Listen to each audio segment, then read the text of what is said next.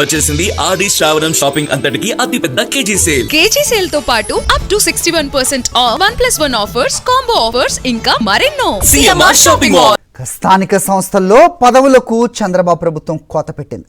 ఇక నుంచి జిల్లా పరిషత్లు, మండల పరిషత్లు, కార్పొరేషన్లు, మున్సిపాలిటీల్లో ఒకే వైస్ చైర్మన్ పదవితో సరిపెట్టారు. మరోవైపు స్థానిక సంస్థల్లో బీసీలకు 34% రిజర్వేషన్స్ ఖరారు చేస్తూ జీవో జారీ చేశారు. స్థానిక సంస్థల్లో పదవులకు చంద్రబాబు ప్రభుత్వం కోత పెట్టింది.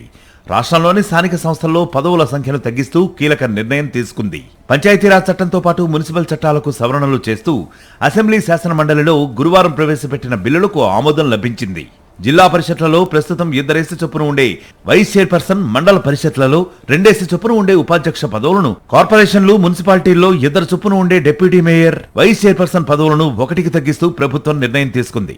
2021లో అప్పటి సీఎం వైఎస్ జగన్మోహన్ రెడ్డి హయాంలో గ్రామీణ, పట్టణ, స్థానిక సంస్థల్లో వైస్ చైర్పర్సన్లు, డిప్యూటీ మేయర్ వంటి పదవులు 2 ఉండేలా చర్యలు చేపట్టారు. ప్రస్తుతం జిల్లా పరిషత్లలో 2 చొప్పున ఉన్న వైస్ చైర్పర్సన్ పదవులను 1కి కుదించారు. మండల పరిషత్లలో 2 చొప్పున ఉన్న ఉపాధ్యక్ష పదవులను 1కి తగ్గించారు.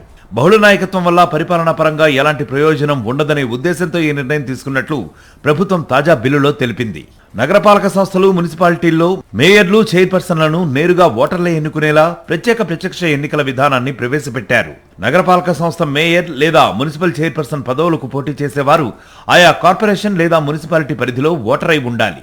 ఒకేసారి 2 ఓట్ల ద్వారా మేయర్, కార్పొరేటర్ను ఎన్నుకోవాల్సి ఉంటుంది. మున్సిపాలిటీల్లోనూ చైర్పర్సన్, వార్డు కౌన్సిలర్ను ఒకేసారి 2 ఓట్ల ద్వారా ఎన్నుకోవాల్సి ఉంటుంది. పదవీకాలం ముగియడానికి 6 నెలల ముందు ఖాళీ ఏర్పడితే తిరిగి ఉప ఎన్నిక నిర్వహించాల్సిన అవసరం లేదు. ఎన్నికైన తొలి సమావేశంలోనే వార్డు సభ్యులు లేదా డివిజన్ కార్పొరేటర్ల ద్వారా పరోక్ష విధానంలో డిప్యూటీ మేయర్, వైస్ చైర్పర్సన్ ఎన్నిక నిర్వహిస్తారు. ఈ ఎన్నికల్లో పార్టీ విప్ను ధిక్కరిస్తే అనర్హత వేటు వేసే నిబంధన వర్తిస్తుంది.